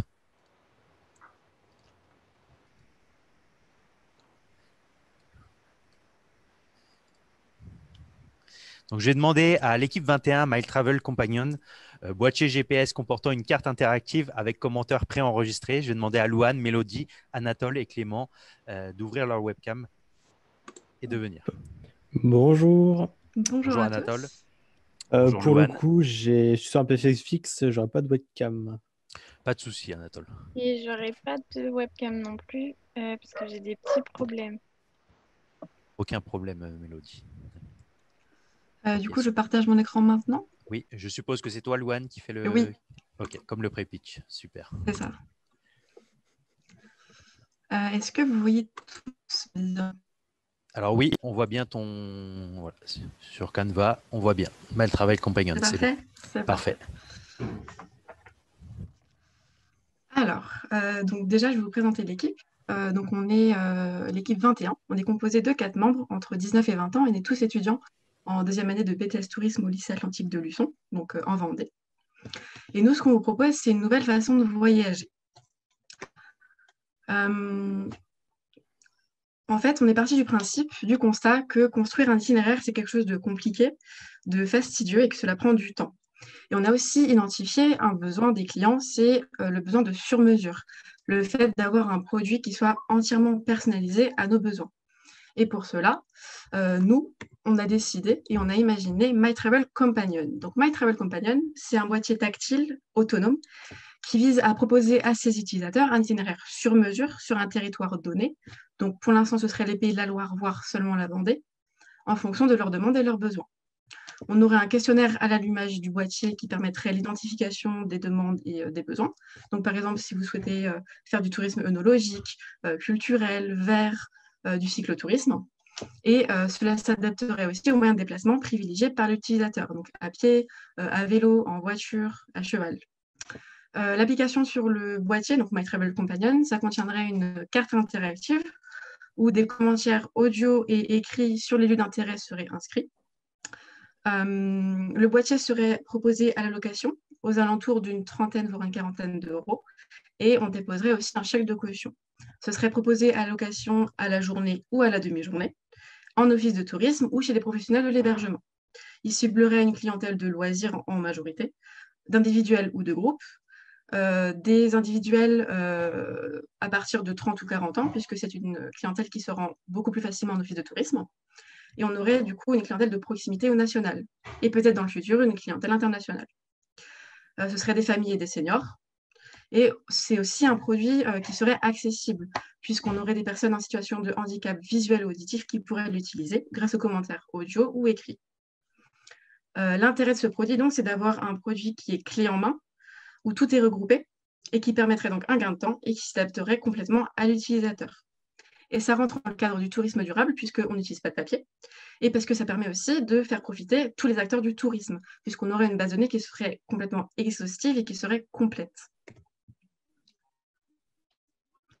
Donc, notre produit, on devrait donc faire l'étude de marché. Ensuite, on le développe. À la suite de cela, on le vend aux prestataires, donc les offices de tourisme et les prestataires d'hébergement. Les prestataires gardent le produit, ils le proposent à la location et ensuite, les utilisateurs le rendent aux prestataires auxquels ils l'ont loué. Notre boîtier il se présenterait comme ceci. Donc, on est parti sur une taille de 10 pouces puisque c'est la taille d'une tablette maintenant dans ce qui se fait de plus… dans tout ce qu'on peut trouver en fait, donc c'est-à-dire 12,5 cm sur 22,1 cm. Donc on aurait la carte interactive comme vous pouvez le voir et la base de données sur le côté.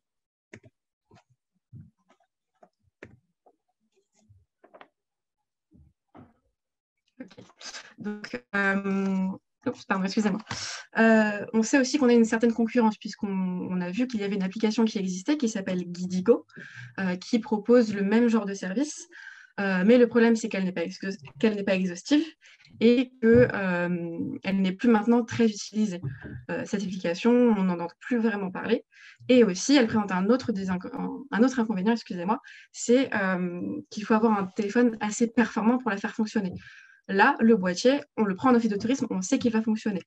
Et en plus, c'est assez simple d'utilisation puisque, par exemple, le personnel de l'Office de tourisme pourrait expliquer le fonctionnement. On organiserait une certaine formation au conseiller en séjour qui ensuite expliquerait le produit à l'utilisateur. Les revenus, en fait, qu'on dégagerait, ce serait grâce donc aux offices de tourisme et aux prestataires d'hébergement auxquels on louerait le boîtier. Donc nous, ce qui est intéressant dans notre produit, c'est le fait que ce soit un produit clé en main, qu'il réponde à une demande personnalisée et sur mesure et qui s'adapte à toute personne. Et aussi qu'il réponde donc au tourisme durable puisqu'on n'a pas de papier, tout est digital et ça permet à tous les acteurs du tourisme de profiter de notre offre. Donc, je vous remercie de m'avoir écouté. Je vous remercie de votre attention. Et si vous avez des questions, je suis là pour y répondre. Merci Louane. Merci à ton équipe aussi. Si vous avez des questions, donc Jean-Jacques, vas-y. Dans le modèle économique, le boîtier est loué, mais quelle rémunération de l'Office de tourisme? Est-ce que c'est lui qui conserve l'intégralité du coût de location? Est-ce que l'Office de tourisme achète la prestation? Expliquez-moi un peu le circuit économique. Alors justement, on a encore deux idées. On n'a pas totalement statué sur la question. On hésite entre deux idées. Soit on propose le produit à l'Office de tourisme qui nous l'achète, donc soit sous forme d'abonnement, soit sous forme de vente ponctuelle. Et dans ce cas-là, il le propose gratuitement aux utilisateurs. Soit on le propose gratuitement à l'Office de tourisme. Il le propose à la location aux utilisateurs qui, là, payent la location à la journée ou à la demi-journée et ensuite, on nous reverse les revenus, enfin l'argent, en fait. Et du coup, qui assumerait dans ces cas-là la maintenance? Ce serait nous, en tout cas, une équipe qu'on met à disposition. Merci. Et moi, je ne comprends pas pourquoi vous créez un boîtier parce que ce n'est pas très écolo, ça fait créer un appareil supplémentaire alors qu'aujourd'hui, tout le monde a un portable assez développé. Alors, je ne sais pas si quelqu'un d'autre veut répondre, sinon je le fais. Oh bah, je te laisse faire, tu as l'air bien lancé. D'accord. Alors, de un, ça permet de matérialiser notre offre. Au moins, on a un produit, on sait qu'on a le Mat Travel Companion. C'est un petit assistant de voyage qui est là pour nous assister. Et en plus, c'est vrai qu'un téléphone performant qui soit assez performant pour comment dire comment dire ça Oui, pour faire fonctionner voilà, l'application, c'est quand même assez compliqué. Il faut trouver un téléphone qui puisse permettre d'avoir une carte interactive, qui puisse avoir l'itinéraire, qui puisse faire fonctionner les commentaires qui soient pré-enregistrés. Donc, c'est quand même pas forcément donné à tout le monde, d'autant qu'on est sur une clientèle d'une trentaine à quarantaine d'années, puisque on vise des personnes qui se rendent en office de tourisme.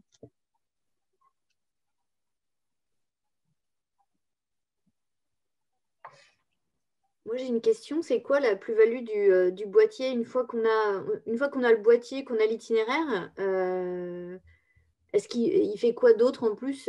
Vous parlez de commentaires, tout ça, mais est-ce que le but, c'est pas d'aller chez les prestataires touristiques? Donc, les commentaires seraient plus les prestataires, non? Alors, ça dépend, en fait. Ça permet, par exemple, aux personnes en situation de handicap d'avoir un commentaire qui soit écrit, par exemple, ou alors audio. Et ça permet aussi aux personnes qui souhaitent être libres et qui ne veulent pas forcément avoir un guide avec eux, d'avoir un commentaire qui soit peut-être plus allégé. Et comment dire ça? Ça permet d'avoir quelque chose dans les mains, en fait. On va s'en souvenir et on dira, j'ai eu un petit assistant avec moi, je ne me sentais pas perdue. C'est toujours un plus, en fait. Et après, on avait aussi dans l'idée, mais ce serait peut-être plus dans un développement futur, de rajouter de la réalité augmentée. Par exemple, on se rend sur des ruines d'un château, par exemple le château de Talmont, qui est plutôt composé de ruines. Si on a une salle de bal, par exemple, à l'époque qui était là et qui maintenant est en ruine, on peut reconstituer la salle, on voit des gens danser, on reconstitue les murs et c'est toujours une plus-value que là, on ne pourrait pas avoir avec un guide, par exemple. Donc, c'est plutôt de la visite guidée. Le boîtier permet plutôt un itinéraire guidé dans une ville ou un territoire avec possibilité d'avoir des commentaires sur ce qu'on voit. Mais ça ne renvoie pas vers d'autres partenaires touristiques qui pourraient être des prestataires d'activités ou autres, des producteurs ou des choses comme ça. Alors si justement, grâce à la base de données, vu qu'on aurait un menu déroulant à droite, on peut choisir, par exemple, si je ne sais pas, une activité de l'itinéraire qu'on nous a donné ne nous plaît pas, on peut l'effacer et on peut choisir un autre prestataire. On a vraiment une liste exhaustive, on aurait une base de données qui serait très complète. Ça veut dire qu'en amont, il y a quand même un travail de scénarisation de la visite et de la découverte. C'est ça.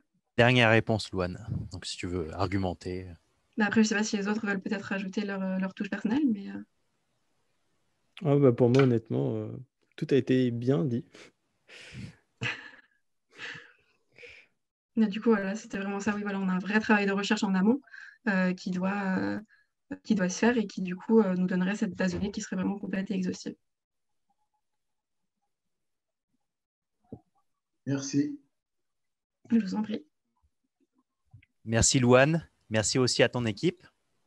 Donc, merci à Mélodie, Anatole et Clément aussi. Donc, Ma Travel Companion. On va pouvoir passer à l'équipe suivante.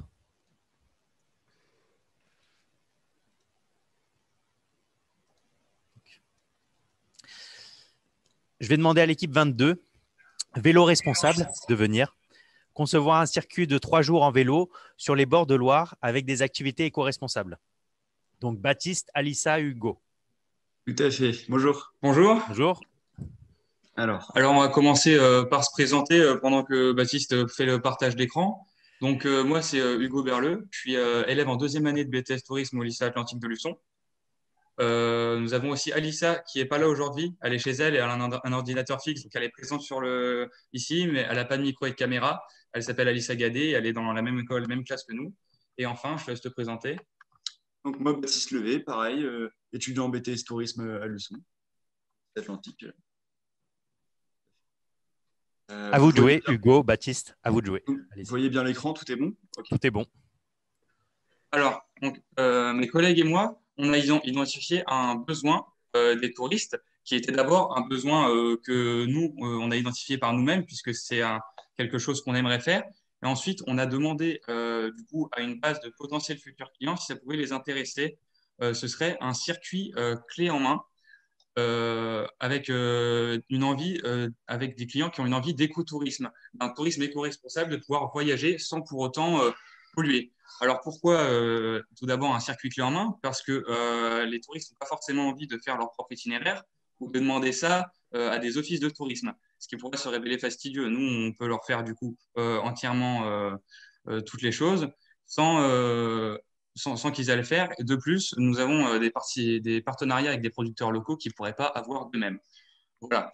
Alors, c'est innovant dans le sens où nous n'avons pas vu d'offre spécialement visée là-dessus dans ce domaine, sur l'autosuffisance et l'écologie, puisque ce sera le thème de notre circuit. Du moins, on n'en a pas vu dans la région et on a essayé d'en chercher d'autres, mais on n'en a pas trouvé. On n'a pas cherché dans toute la France après. Voilà. Donc, ce que nous proposons, c'est donc un circuit à vélo sous forme de séjour de 3 jours et 2 nuitées, avec le thème de l'écologie et de l'autosuffisance. Donc, qu'est-ce que l'autosuffisance? C'est le fait d'essayer d'être moins indépendant au niveau alimentation, énergie, dépenses de l'eau, etc. Donc, nous, ce serait sur ce thème-là. Le but, c'est de faire une sorte d'aventure humaine, un peu hors du commun, avec différentes activités pendant ce circuit, comme un stage de permaculture, des visites de domaines d'écologe, des visites de vignobles bio, de maraîchers pépiniéristes et horticulteurs bio, et de producteurs de légumes et miel bio. Concernant l'hébergement, ce qu'on ferait, c'est la première nuitée, il se passerait dans l'écologe de Loire. Donc, ça leur permettrait de manger, de dormir et de prendre leur petit déjeuner sur place. Et d'une manière verte, puisque du coup, c'est un écologe. Et la deuxième nuitée se passerait au camping vert Port Caroline. Donc, le camping vert Port Caroline, du coup, ce serait pas la même ambiance, ce serait un peu plus convivial, mais on reste toujours dans cet esprit de tourisme vert. Voilà. Donc, on a demandé aux clients, potentiels futurs clients qu'on a interrogés, qui sont nos amis, des parents, des amis des parents, et on leur a demandé combien ils seraient prêts à mettre pour cela. Et donc, la valeur perçue était de 295 € en moyenne, puisque les valeurs perçues étaient de 250 à 350. Et nous avons fait la moyenne de toutes les valeurs, et ça fait 295 €, ce qui sera donc le prix final du produit. Alors, l'objectif final, c'est de voyager, se faire plaisir, déguster toutes sortes de mets proposés par les producteurs locaux, tout en apprenant et le tout sans polluer. Alors, du coup, une petite présentation du circuit. On démarrerait de la ferme de permaculture qu'on visiterait pour aller à l'écologe de Loire, pour manger des mets fournis par la ferme de permaculture et dormir sur place. Le lendemain matin, le petit déjeuner se ferait à l'écologe de Loire et ensuite on repartirait chez un vignoble bio. Donc, ils y feraient une visite et après, les clients repartiraient directement chez un maraîcher pépiniériste et horticulteur. Donc, on leur expliquera comment fonctionne le lieu, une visite et tout ça. Et ensuite, directement, on irait au Flower Camping, du Port Caroline. Camping du Port Caroline, où ils pourraient déguster les mets du maraîcher pépiniériste. La dernière journée, ils partiraient le matin pour un producteur local de légumes et miel bio. Puis le midi, ils mangeraient sous forme de pique-nique ce qu'ils auront eu là-bas comme production alimentaire. L'après-midi, ce qui terminerait la journée, donc ce serait une discussion d'abord entre tout le monde pour savoir ce qu'ils ont pensé tout ça du trajet, puis que le groupe de touristes plante un arbre et qu'ils débattent entre eux. Pour lui trouver un nom, ce serait un peu le leur. Donc le circuit, il ferait 65 km, ce qui fait une moyenne à peu près de 20 km par jour, ce qui est tout à fait faisable pour tout type de gens, même pas extrêmement sportifs, et on pourra avoir des vélos à assistance électrique. Hugo, Enfin, je te laisse finir ta phrase. Bien sûr. Donc, pour finir, je dirais que pour des touristes qui veulent un circuit en vélo instructif, amusant et éco-responsable, donc du coup, ils pourront avoir vélo responsable. Voilà. Ce qui est le nom, du coup, et je vous remercie de m'avoir écouté. Donc voilà, petite présentation du logo et tout ça. Merci Hugo, merci Baptiste, merci aussi à Alissa. Pardon. Donc merci à l'équipe Vélo Responsable. Est-ce que le jury, vous avez des questions? Est-ce que dans votre tour, il y a l'option location de vélo ou est-ce qu'il faut forcément venir avec son vélo? Alors, on peut venir avec son vélo, mais il y a l'option location de vélo qu'on ferait du coup en partenariat avec un loueur de vélo basé sur Angers qui s'appelle Esprit de Haut. Voilà. Et donc, du coup, il pourrait louer. Donc, il loue toutes sortes de vélos et ce serait du coup un partenariat avec eux. Il pourrait louer différents types de vélos pour différentes clientèles, une clientèle sportive, une clientèle un peu plus âgée avec des vélos électriques ou alors différents besoins encore. Voilà. Moi, je trouve que votre projet, il est très bien parce qu'il s'appuie déjà sur l'existant. Tout à fait. Oui, on est parti en fait d'un circuit vélo et on a essayé en fait d'inclure une dimension où on essaye de faire la plus petite empreinte carbone possible. Puisque quand on fait un vélo, c'est déjà de la mobilité douce, mais partout, là où on dormira, là où on mangera, tout ça, ce ne sera pas forcément vert autour. Il y aura de la consommation d'énergie, tout ça. Et donc là, le principe, ce serait vraiment de leur faire une petite immersion dans un mode de vie un peu plus éco-responsable et autosuffisant et leur en apprendre plus un peu sur ces domaines. Voilà. Exactement. Et moi, j'ai une question sur comment est-ce que vous voulez le commercialiser. Votre idée, c'est vous de le proposer ou de pouvoir du coup le faire? Alors l'idée, c'est de nous le proposer, de proposer donc avec imaginons une autre entreprise, de proposer un circuit. Et, donc après, les circuits pourraient être variés, mais on commence déjà par un circuit de toute façon dans l'entreprise. Voilà. Et donc l'idée, du coup, c'était quoi la question d'ailleurs? De les commercialiser. Comment vous avez voulu commercialiser? Pour les commercialiser, on s'y prendrait donc en faisant de la publicité, par exemple dans les offices de tourisme, avec des flyers, d'être présent avec un site internet qui décrirait bien le produit et d'être présent sur les réseaux sociaux, de donner des nouvelles des balades, et de faire des partenariats également avec les agences de voyage, avec des agences de voyage qui pourraient nous proposer. Et donc, du coup, d'être présent sur les réseaux sociaux, de donner des photos des balades pour donner envie aux gens de le faire. Ça marche, merci. Votre micro, Mathilde, votre micro. Est-ce qu'il y a une dernière question? C'est bon. Bon, bah parfait. Pas de dernière question. Pardon, oui, j'en avais une dernière. En fait, Alors, j'avais dernière. juste, est-ce que l'idée, c'est de faire plusieurs circuits? Parce que là, vous en proposez un sur des circuits déjà existants, mais est-ce que vous avez l'intention d'en créer d'autres? Alors, ce circuit, déjà, il n'est pas basé sur un circuit existant, c'est basé sur une idée existante des circuits vélo. Mais ce circuit, du coup, on l'a créé de A à Z. Et du coup, forcément, dans l'idée d'une création d'entreprise, il faut voir que dans l'avenir, évidemment, ce serait plus intéressant d'avoir plusieurs circuits et plusieurs offres pour déjà les clients qui sont déjà venus, qui voudraient faire une autre expérience, mais du coup, pas exactement la même. Donc, l'idée, ce serait évidemment de réussir après à créer plusieurs circuits différenciés les uns des autres, avec différents... Pour toucher plusieurs types de clientèle, par exemple plus familiale, plus senior, plus... voilà. Merci Vélo Responsable. On va pouvoir passer à l'équipe suivante. Merci beaucoup. Merci à l'équipe. Merci beaucoup. Alors. Je vais appeler l'équipe 24. Donc, Artisanat Tour, voyage dans le temps avec des artisans d'antan. Donc, Marine et Florian, si vous pouvez allumer votre caméra. Bonjour à tous. Bonjour. Bonjour à tous. Alors.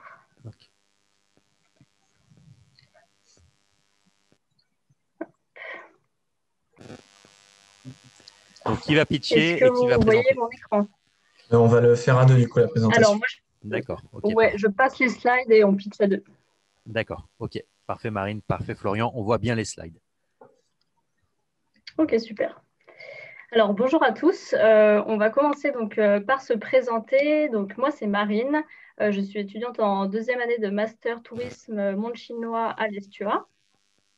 Bonjour à tous. Et moi, c'est Florian. Je suis un étudiant à l'école d'ingénieurs Alzeo.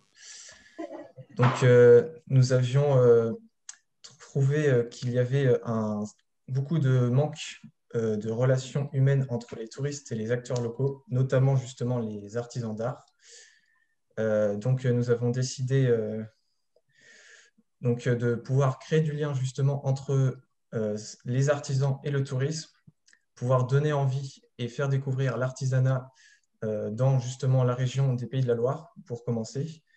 Et ensuite, forcément, impliquer le tourisme dans la fabrication d'objets artisanaux. Donc, pouvoir passer du tourisme passif au tourisme actif et par conséquent, proposer une expérience de voyage plus ludique et plus authentique pour justement ces touristes. Donc, ensuite, nous avons donc eu l'idée de créer une application que l'on a nommée Artisanat Tour. Donc, celle-ci consistait justement à mettre en relation les artisans et les touristes. Donc pour les artisans, le principe était simple, c'était de les faire adhérer à l'application pour qu'ils puissent mettre justement leurs informations et leur savoir-faire au profit des touristes, de pouvoir aussi mettre leur disponibilité afin de pouvoir proposer au tourisme des présentations et des ateliers pour qu'ils puissent concevoir des objets et avoir des souvenirs, mais également pouvoir s'instruire de manière intéressante et pouvoir faire plusieurs ateliers à la suite. Donc, on a voulu cibler deux artisans d'art en particulier. Donc, on a essayé d'en contacter plusieurs et c'est vrai que ce n'est pas forcément facile de trouver des artisans qui seraient prêts à faire ça et à proposer des ateliers aux touristes. Donc, on est parti sur les tourneurs sur bois et les souffleurs de verre qui pourraient donc proposer des ateliers qui dureraient voilà, peut-être 2 heures et où les clients, enfin les touristes pourraient aussi fabriquer un objet. Donc, en termes d'identité, on a voulu quelque chose d'assez simple mais impactant. On s'est dit que l'artisanat Tour, c'était assez parlant, que le voyage dans le temps avec des artisans d'antan, voilà, ça pouvait rester un peu en tête et comme ça, le touriste vraiment voyage lors de cette expérience. Et enfin, les deux mains ensemble, ça représente vraiment le partage, la solidarité et surtout voilà, l'artisanat avec les travaux manuels. En termes de visuel de notre application, donc pareil, on souhaitait quelque chose d'assez simple et facile d'utilisation avec une carte qui montre donc, les différents artisans dans le Pays de la Loire. Ensuite, le touriste qui va sur l'application peut trouver différents ateliers donc, selon l'artisan qu'il souhaite voir. Il peut avoir les informations sur cet artisan et ensuite donc, réserver un atelier avec cet artisan. Ensuite, on a quand même vu qu'on avait quelques concurrents, donc des concurrents indirects. Ce serait donc une application qui mettrait en relation des artisans du bâtiment et des particuliers, et un artisan direct qui serait une plateforme informative sur les artisans d'art, mais avec laquelle on pourrait faire un partenariat pour justement avoir une base de données. Et enfin, donc, notre business model, on pensait vraiment tout d'abord faire de la publicité au niveau des collectivités territoriales, donc notamment les offices de tourisme qui pourraient promouvoir notre application pour aussi montrer justement l'histoire de la région Pays de la Loire. Et donc, on compte aussi forcément sur le bouche à oreille et les retours des différents touristes. Voilà, merci à tous. Merci à vous. N'hésitez pas si vous avez des questions. Merci Marine, merci Florian. Le jury, est-ce que vous avez des questions? Moi, j'en ai une éventuellement. J'adore l'idée, le concept, et effectivement, on voit bien qu'il manque en fait un peu des fois un cadre pour faire justement des visites chez les artisans. Et là, si je comprends bien, c'est juste de la mise en relation. Les clients vont trouver les coordonnées de l'artisan chez qui ils pourraient aller faire un atelier. Oui, l'idée en fait, c'est qu'ils puissent donc trouver ces artisans-là. On avait pensé à un système de réservation directement sur l'application, mais après, ça, c'est vraiment à voir avec les différents artisans selon ce qu'ils peuvent proposer comme atelier et selon leur disponibilité. Ouais, c'est ce que j'allais dire. Est-ce que du coup, ce serait possible d'aller encore plus loin et d'avoir la réservation en direct pour simplifier en fait et pas du tout perdre le client? Ça pourrait être chouette. Ouais, c'était l'idée, ouais, de pouvoir réserver directement. Ok, super.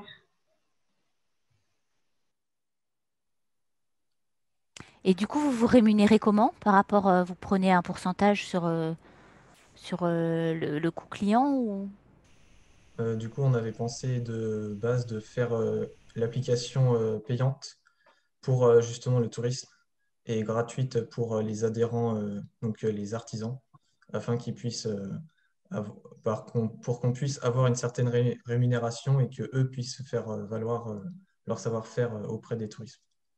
Et c'est l'application qui est payante, c'est pas à chaque fois qu'ils prennent une prestation, qu'ils prennent. C'est quand ils vont faire une visite ou c'est l'application?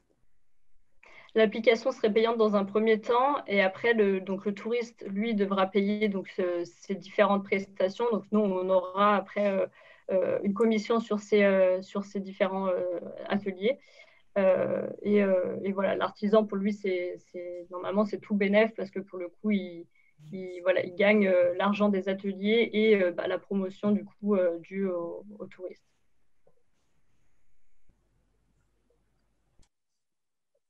Merci. Une dernière question. Ok. C'est plus une remarque qu'une question, c'est sur le positionnement. Plutôt que de dire d'appeler ça un voyage dans le temps, c'est un voyage dans les savoir-faire. Voyage dans le temps, on a l'impression qu'on va faire un historic tour. C'était plutôt dans l'idée en fait, on a appelé ça un petit peu des artisans à l'ancienne parce que c'est vrai qu'ils ne sont pas forcément connus de tous aujourd'hui. On voulait un peu les remettre au goût du jour. C'est pour ça qu'on avait bien aimé cette formulation voyage dans le temps. Merci. Bon bah merci. Merci à vous. Alain qui rajoute le Doctolib de l'artisanat. Donc merci à l'équipe 24. On va pouvoir passer à l'équipe suivante.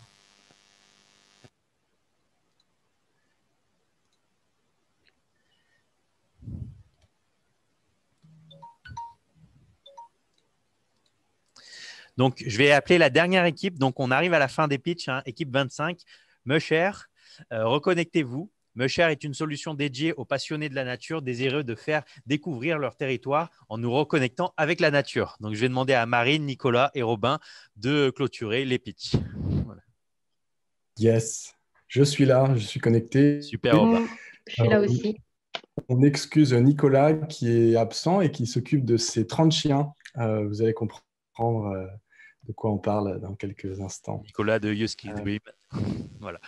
Donc, à vous l'honneur. Voilà. Je te laisse la parole. Alors, je partage l'écran. Est-ce que vous voyez mon écran? Super. Excellent.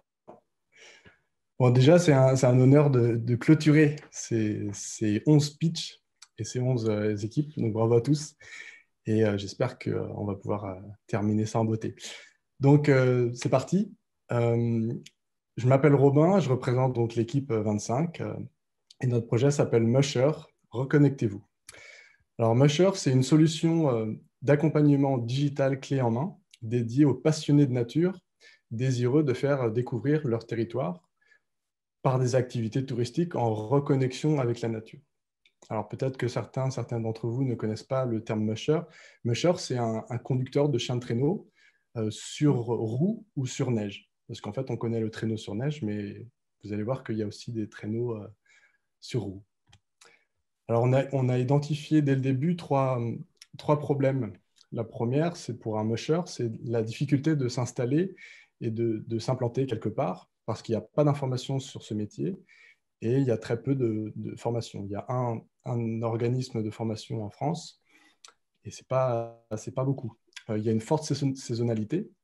Il n'y a que 4 mois de neige dans certaines régions de France et le reste du temps, les chiens et les mushers, ils attendent et ils ne font pas grand-chose. Et la difficulté de communiquer sur cette activité, sur son métier et de développer ce métier de musher. Donc la solution, c'est donc Musher, notre plateforme numérique qui permettra à tous les mushers d'avoir accès à de l'information et des modules de formation, tout ça en ligne, et ensuite un accompagnement et une aide pour se développer, pour développer la filière musher et tous les acteurs du territoire en France. Notre équipe, c'est Nicolas, qui est musher professionnel depuis 2013 à Douai en Anjou. Et il est passionné et fervent défenseur de reconnexion avec la nature. Marine Herriot, qui est animatrice de patrimoine local en reprise d'études en master à l'ESTUA, master en aménagement touristique et développement des destinations.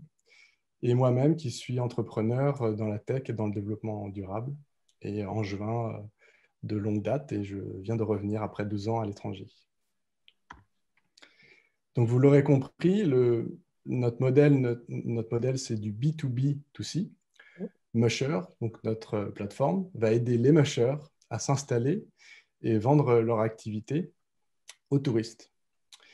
On a identifié des sources de revenus. La première, c'est la formation, le ticket d'entrée pour devenir un musher. Ça, c'est le savoir-faire. Ça, c'est ce que Nicolas a déjà depuis quelques années et c'est ce que la plateforme Musher veut proposer.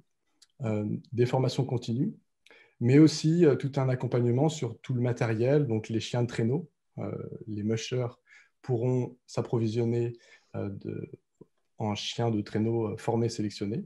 Un cheptel d'un musher est renouvelé par 2 chiens par an par musher.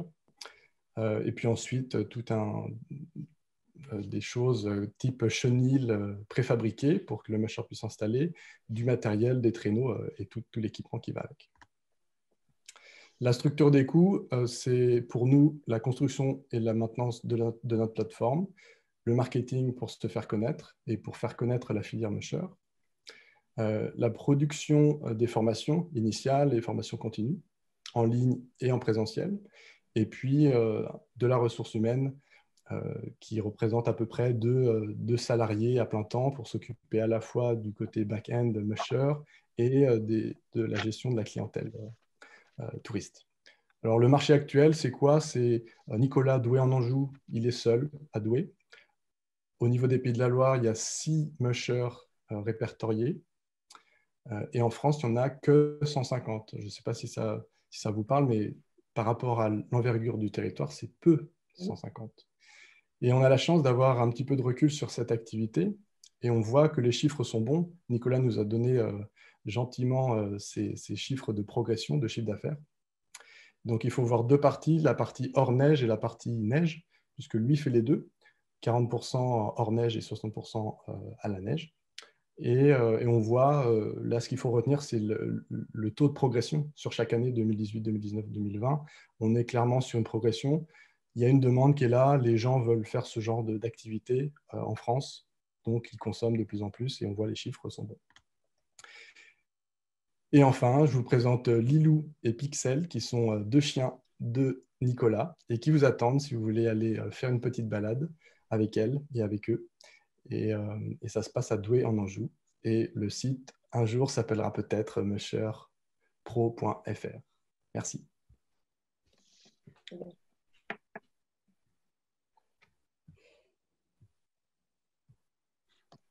Merci Robin.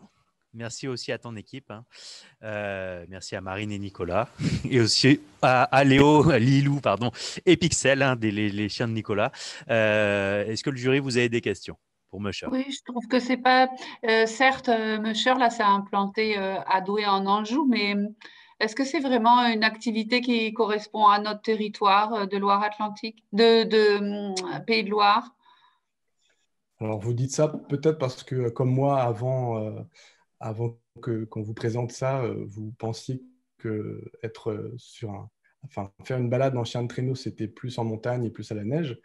En réalité, il y a plein de territoires en France, dont les Pays de la Loire, qui sont très propices à ce type de balade. La preuve en est, Nicolas, depuis 7 ans, exerce son activité et ça fonctionne et les gens demandent. Alors certes, ce n'est pas l'environnement montagne qu'on imagine, avec de la neige, mais en été ou au printemps, on peut faire des balades dans les vignes, bord de Loire, etc. Il y a plein d'endroits qui sont propices à ça dans nos régions, ici.